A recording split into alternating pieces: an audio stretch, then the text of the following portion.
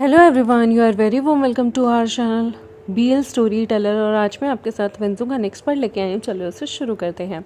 जैसे कि हमने पिछले एपिसोड में देखा था कि ये लोग थोड़े टाइम के लिए बाहर जा रहे होते हैं और यहाँ पर जाओजिंग ने सबको मरवा दिया था। जाओजिंग की इस हरकत के बाद अब पूरे वर्ल्ड में खौफ हो गया था। पूरे वर्ल्ड को लगने लगा था कि यहाँ पर कुछ तो गड़बड़ हो रही है। सब ये हैंग सेक्ट से अपना पीछा छुड़ाना चाहते थे, क्योंकि उन्हें ऐसा लगता था कि अगर वो लोग वहाँ रहेंगे, हैंग सेक्ट जो है अब लोगों के लिए एक मौत की घाटी जैसा ही बन गया था। वहाँ पर बहुत ज़्यादा कत्लेआम हुआ था, बहुत सारे लोगों को, बहुत सारे नागरिकों को मारा गया था। और तो और वहाँ पर बच्चों तक को भी नहीं छोड़ा गया था। बहुत सारे लोगों का कत्लेआम हुआ था, चाहे कोई अच्छा व्यापारी हो या क्यों ना कोई गरीब तबके का इंसान भी हो। यूयंग में बहुत ज़्यादा कत्लेआम जाओजिंग ने अपने पागलपन के चलते करवा दिया था, जिसकी वजह से वहाँ पर जितने लोग मारे गए थे सबकी तलाशी हुई थी। कुछ वहाँ से भागने में सफल रहे थे, लेकिन सिटी के मेन गेट्स को बंद कर दिया गया था, जिसकी वजह से ऑलमोस्ट वहाँ की 90% लोग मारे गए थे। और जो मारे गए थे उनकी बहुत अच्छे तरीके से पूरी की पूरी जांच पड़ताल हुई थी। और उसके बाद एक बहुत बड़ा गड्ढा खोद के सिटी के बाहर ही उन सारे लोगों को एक साथ एक एक करके कम से कम 100 फीट गहरे गड्ढों में दबा दिया गया था, ताकि किसी को कुछ भी ना पता चले। और कुछ टाइम बाद उनकी लाशों के ऊपर नमक भी डाल दिया गया था, ताकि उनकी लाशें जो हैं वो पूरी तरह से गल जाएं। जाओजिंग अब पागल हो चुका था। उसे ग्लेज आर्मर आर्मी का जो भी की थी और ग्लेज आर्मर था वो चाहिए था। उसे अपने आप को अमर बनाना था। और यहाँ पर उसके पागलपन की इंतहा हो चुकी थी। यहाँ पर जो हमारे वन कशिंग और ज़ो ज़ुशु थे वो पास के ही थोड़े सी दूर पे, कम से कम आसपास 50 किलोमीटर दूर पे ही वो लोग यहाँ से भाग गए थे। और यहाँ पर उसने ज़ो ज़ुशु को कहा था कि वो प्रिंस, जो कि प्रिंस जिन है हेवन विंडोज़ का, उसे एक खत लिखे और बोले कि वो जल्द से जल्द सारी कीज़ का पता लगा लेंगे जो कि घोस्ट सिटी में है। ये जानबूझकर वन कशिंग ने लिखने के लिए कहा था, ताकि जो प्रिंस जिन है ना वो उन पे ज़्यादा निगरानी ना रखे। और ये खत जो है वो यहाँ पर उसको पहुँचा दिया जाता है। यहाँ पर वो लोग एक पास के ही 100 किलोमीटर दूर गांव में बस रहे थे, क्योंकि वो जानते थे कि आसपास बहुत तादाद में लोगों को मारा जा सकता है, मैसेकर हो सकता है उन लोगों का। इसलिए वो लोग बहुत दूर जाकर रह रहे थे, जिसकी वजह से यहाँ पर वो एक बड़ा सा घर रेंट पे लेते हैं। वो बहुत ही ज़्यादा टूटा फूटा था, लेकिन वन कशिंग तो वन कशिंग है। वन कशिंग ने जानबूझकर अपने घोस्ट वैली के कुछ जो भी उसके घोस्ट होते थे उन लोगों को सिविल ड्रेस, मतलब नॉर्मल काम करने वाले सर्वेंट के कपड़ों में बुलाया। और वहाँ पर उस घर का रेनोवेशन का काम सबने मिल के शुरू किया। ऐसा नहीं था कि वन कशिंग राजा होने की वजह से वहाँ का काम नहीं कर रहा था। वन कशिंग भी सबके साथ उतना ही काम करता जितना बाकी लोग करते। जैसे कि वो लोग आसपास के ही पेड़ों को काट रहे थे, साथ ही साथ वहाँ पे नए पेड़ भी उगा रहे थे। उसके बाद वो लोग उन घर को ठीक करते हैं और उन घर को प्रॉपर अच्छी तरीके से ठीक करते हैं। और उसके बाद उन घर की जो दीवारें थी उनकी भी मरम्मत करते हैं। जब ये मरम्मत करते होते थे तो वन कशिंग यहाँ पर इतने सारे लोगों का खाना खुद ही बना दिया करता था। ज़ो ज़ुशु कहता था कि यहाँ के लोग कितने अच्छे हैं, हेल्प के लिए आगे आ रहे हैं, मैंने ऐसे लोग कहीं नहीं देखे। वन कशिंग मुस्कुराया करता था और कहता था, ओह अच्छा, मैंने भी ऐसे लोग नहीं देखे, काफ़ी अच्छे लगते हैं। जब हम लोग अलग से रहेंगे तो इन लोगों को गिफ्ट ज़रूर देंगे, लेकिन मैं तो गरीब हूँ ना, मैं नहीं दे सकता। यहाँ पर वो जानबूझकर ऐसे दिखावा किया करता था। ऐसे ही लगभग 2 हफ्ते बीत जाते हैं और ज़ो ज़ुशु और वन कशिंग यहाँ पर बड़ी मस्ती से रह रहे थे। इन 2 हफ्तों में जब इन लोगों का घर, ये सारी जगह प्रिपेयर हो गई थी और इन लोगों ने यहाँ पर गुशियांग, खाओ इनिंग और हमारे झान चंगलिंग, गाओ शाओलियान और वन कशिंग, ज़ो ज़ुशु, इन सब के लिए भी एक घर बनाया हुआ था। वहाँ पर उन लोगों ने अलग अलग क्वार्टर सबके लिए बनवा दिए थे। और ये क्वार्टर कोई बहुत आलीशान तो नहीं थे, बट टेम्परेरी थे, पर काफ़ी अच्छे थे। सबके लिए लगभग गुसल खानों की अच्छे से यहाँ पर इन लोगों ने नींव रखवा दी थी।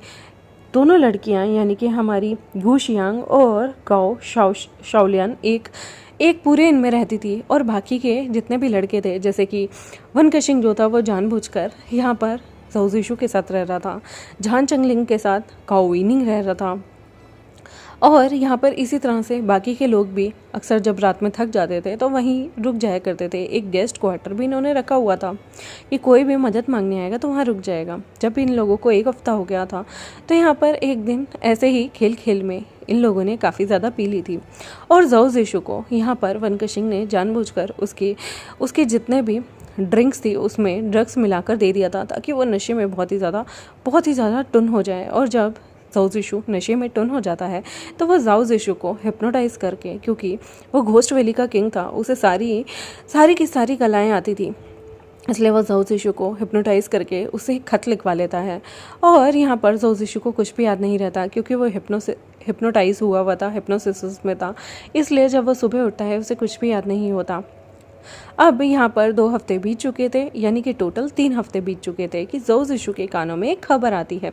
उसको खबर आती है कि प्रिंस जिन और हेवन विंडोज़ के काफ़ी लोग इधर यूयंग सिटी की तरफ बढ़ रहे थे और उस साइड आ रहे थे कि बीच रास्ते में प्रिंस जिन की मौत हो गई। ये सुनकर यहाँ पर जाओ जिशु को बहुत बड़ा झटका लगता है कि आखिर प्रिंस जिन की मौत कैसे हो गई। प्रिंस जिन तो उसके पीछे हाथ धोकर पड़ा हुआ था और प्रिंस जिन के जितने भी बड़े बड़े अधिकारी थे उन सबकी मृत्यु हो गई।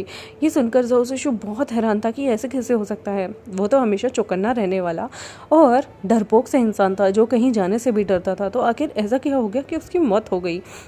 यहाँ पर जब ये लोग चेक करते हैं तो इन लोगों की लाशों पे से पता चलता है कि स्कॉर्पियो किंग के सेक्ट की सारी चीज़ें मिली हैं, और तो और इन्हें एक खत भी मिला है जो कि इन्हें जाओजिंग ने देकर यहाँ पर बुलाया था। यहाँ पर जाओ जिशु का तो खून खोल जाता है कि जाओजिंग जैसे इंसान इतना कमीना हो सकता है। उसने हेवंस विंडो को पहले तो यूयंग सेक्ट बुलाया और उसके बाद वहाँ पर इतना खून खराबा किया। ये सब जानने के बाद यहाँ पर वनकशिंग कहता है उसे कि जिशु तुम इतने ज़्यादा परेशान क्यों हो, तुम्हें तो खुश होना चाहिए। यहाँ पर वो कहता है मैं उस सेक्ट का एक तरह से, हाँ मैं उस सेक्ट को छोड़ना चाहता था पर मैं उसका डिसाइपल था। मुझे उस जाओजिंग से अपने सेक्ट के प्रिंस की मृत्यु होने का पूरा बदला लेना है। तो यहाँ पर वनकशिंग कहता है मैंने सुना है कि वहाँ पर स्कॉर्पियो सेक्ट की बहुत सारी चीज़ें मिली हैं और मुझे वहाँ पर जाओजिंग के नाम का उन्हें खत पे मिला है, लेकिन मुझे समझ में नहीं आ रहा जाओजिंग उन्हें क्यों बुलाएगा। यहाँ पर बहुत ही प्यार से वनकशिंग से जाओ जिशु कहता है मुझे लगता है कि वो ग्लेज आर्मर के लालच में यहाँ आया होगा, जिसे झांसा देकर यहाँ पर जिस तरह से पूरे यूयंग सेक्ट को उसने बर्बाद कर दिया और शायद नाने सेक्ट को भी उन लोगों ने बर्बाद कर दिया। मुझे लगता है कि अब जो बर्बादी थी वो हेवंस विंडो की गई थी और ऐसा लग रहा था जैसे एक तरह से गुरीला वार हुई हो, छुप कर उन लोगों पे हमला हुआ हो और सबकी गर्दनें उड़ा दी गई हों। इवन जो प्रिंस जिन था उसे भी बहुत भयंकर तरीके से मौत दी गई थी। यहाँ पर बहुत ज़्यादा हैरानगी हो रही थी कि इस तरह से क्यों मरवाया गया आखिर, और सारे जितने भी नाम थे वो जाओजिंग से लग रहे थे। तो यहाँ पर गाओ शाओलिन कहती है कि मेरे फादर भी कह रहे थे, उन्होंने जाओजिंग को तब बुलाया था जब नाने सेक्ट तबाह होने वाला था, लेकिन जाओजिंग पिछले 2 दिनों से उनके पास प्रकट भी नहीं हो रहा था। मुझे तो लगता है नाने सेक्ट में भी उसका कुछ ना कुछ हाथ होगा, मेरी फैमिली में भी। जाओजिंग ने जो भी किया मुझे पता है, जो भी घोस्ट वैली का लीडर है उसे हम लोगों को मार के क्या मिलेगा। मुझे ऐसा लगता है कि जाओजिंग बहुत ही चालाक है। मुझे उस इंसान को पहले तो मैं उसे अपने चाचे के तौर पे देखती थी, अंकल के तौर पे देखती थी, लेकिन उसके बाद उसकी चीज़ें मुझे अच्छी नहीं लग रही थी। मेरे पिता को बार बार हर चीज़ के लिए उसी ने फोर्स किया, वो ही जो ग्लेज आर्मर लाइब्रेरी है उसमें, क्योंकि यहाँ पर सब पे हमला हो गया पर उन पे हमला नहीं हुआ जो कि सच में उस ग्लेज आर्मरी को खोलना चाहता था। यहाँ पर जाओजिंग जो कि ताइहुआ सेक्ट का लीडर था, उसके यहाँ पर कोई भी हमले की या फिर किसी भी तरह की कभी कोई खबर नहीं आई और वो अचानक से ही स्कॉर्पियो किंग के साथ घूमने लगा, जिससे सबको डाउट होने लगा क्योंकि स्कॉर्पियो किंग से हर लोग डरते थे। स्कॉर्पियो किंग सेक्ट के लोग ऐसा जहर बनाते थे जो किसी को भी मार सकते थे, और जिस तरह की शीशियाँ लोगों से मिल रही थी उससे पता चल रहा था कि जितने भी लोगों की मौत हुई है वो कभी भी घोस्ट वैली इस तरह की मासाकार जब भी करती हैं या इस तरह के मैसिव लोगों को मारती हैं तो वो कभी इस स्टाइल से नहीं मारती। ये स्टाइल यहाँ पर घोस्ट वैली का नहीं बल्कि स्कॉर्पियो किंग का था। ये देखने के बाद 2 मिनट नहीं लगते, वनकशिंग यही चीज़ चाहता था। वनकशिंग चाहता था कि सबको पता चले कि घोस्ट वैली का नाम यूं ही बदनाम हो रहा है। मारा तो खुद आपस में जो आर्ट के लोग थे, मार्शल वर्ल्ड के लोग थे, उन्होंने ही खुद को आपस में मार दिया, ख़त्म कर दिया, क्योंकि उन्हें ग्लेज आर्मर चाहिए था। और हमेशा से वो लोग नाम लगाते आए स्कॉर्पियन सेक्ट पे, घोस्ट वैली पे। और यहाँ पर अब वो थोड़ा सा स्माइल करके अपनी स्माइल को रोकते हुए कहता है तुमने बिल्कुल सही कहा। मुझे भी पहले इस चीज़ का ज्ञात नहीं हो रहा था कि आखिर यह चल क्या रहा है, पर धीरे धीरे मुझे ज्ञात होने लगा। क्योंकि घोस्ट वैली बहुत ज़्यादा बदनाम है, इसलिए उन लोगों ने घोस्ट वैली को यहाँ पर चूज़ किया। घोस्ट वैली से नाम यूज़ करके, घोस्ट वैली को बदनाम करके, क्योंकि वो लोग सिर्फ एक चीज़ चाहते हैं, ग्लेज आर्मर। और ग्लेज आर्मर का काम कोई भी घोस्ट वैली का इंसान क्यों चाहेगा। घोस्ट वैली में तो वो लोग जाते हैं जिनकी इच्छाएं मर चुकी होती हैं, जिन्हें समाज नकार देता है। वो इंसान मार्शल वर्ल्ड में अगर बहुत ज़्यादा उत्तीर्ण भी हो जाते हैं तो उसका क्या फ़ायदा। ये सुनकर जहान चंगलिंग कहता है, मेरे पिता की मृत्यु से पहले यहाँ वहाँ पर जाओजिंग आया था और जाओजिंग ने मेरे पिता को ग्लेज आर्मर के लिए मनाने की कोशिश की, लेकिन मेरे पिता मान नहीं रहे थे। और उस रात मेरे पिता मुझे बुलाकर वो यहाँ पर वो वन किशिंग की तरफ देखता है, क्योंकि उसने उसे ग्लेज आर्मर दिया था, कुछ चीज़ देना चाहते थे। लेकिन आप जानते हैं उसके बाद क्या हुआ, कितनी भयंकर तरीके से मेरे लोगों को मार दिया गया। यहाँ पर ये कुछ अजीब बात नहीं है कि जाओजिंग ने पहले आकर हम लोगों को डराया। मेरे पिता की शक्ल देखने लायक थी, मेरे पिता उस पर गुस्से में चिल्ला रहे थे, लेकिन अचानक से सब कुछ तबाह हो जाता है, सब खत्म हो जाता है। और आखिर ये सब अचानक किस लिए हुआ, सिर्फ उस टुकड़े के लिए। मुझे लगता था कि घोस्ट वैली ये सब करवा रहा है, वो हमें डराना चाहता है, लेकिन घोस्ट वैली तो इतने टाइम से बिल्कुल आक्रामक नहीं है। वो तो अपने में ही बिजी रहते हैं, उन्हें हमारी दुनिया से कोई लेना देना नहीं, जब तक हम उनकी दुनिया को नहीं सताते। तो घोस्ट वैली वो चीज़ नहीं कर सकता। अब मुझे समझ में आता है पिताजी क्यों कहते थे कि घोस्ट वैली से ज़्यादा भी बहुत बड़े बड़े घोस्ट हमारे मार्शल वर्ल्ड में रहते हैं। उनका कहना उनके अपनों से ही था। यहाँ पर सारे बंदे कुछ चीज़ें समझ रहे थे, लेकिन ज़ाओ सीशु को ये समझ में नहीं आ रहा था कि अगर प्रिंस जिन, जो कि ग्लेज आर्मर के पीछे भी था, उसे मारने का तो कोई फ़ायदा नहीं था, क्योंकि हेवंस विंडो का इन चीज़ों में कोई लेना देना नहीं। मार्शल वर्ल्ड में वो दोस्त बनना नहीं चाहता था। और तो और ग्लेज आर्मर वो सिर्फ ज़ाओ सीशु को ढूंढने के लिए कह रहा था, लेकिन उसे नहीं लगता था पीछे से लोग हैं। फिर वो कहता है कि मुझे एक चीज़ समझ में नहीं आती, यहाँ के लोग ग्रीडी हैं, लालची हैं, यहाँ के लोग हर चीज़ चाहते हैं, लेकिन प्रिंस जिन को क्यों मारा गया। प्रिंस जिन का इसमें कोई लेना देना नहीं था। प्रिंस जिन को तो यहाँ के लोगों से संधि करने की भी कोई ज़रूरत नहीं थी। वो अपनी दुनिया में, अपने सेक्ट में मस्त था।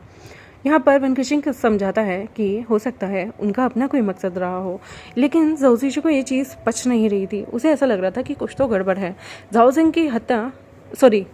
प्रिंस जिन की हत्या जिस तरीके से हुई है वो थोड़ा तो गड़बड़ लग रहा था। उसे यहाँ पर किसी भी एंगल से ऐसा नहीं लग रहा था कि जाओजिंग उसे मारना चाहता हो, लेकिन कुछ भी पॉसिबल है। आज की डेट में कोई किसी को भी मरवा सकता है।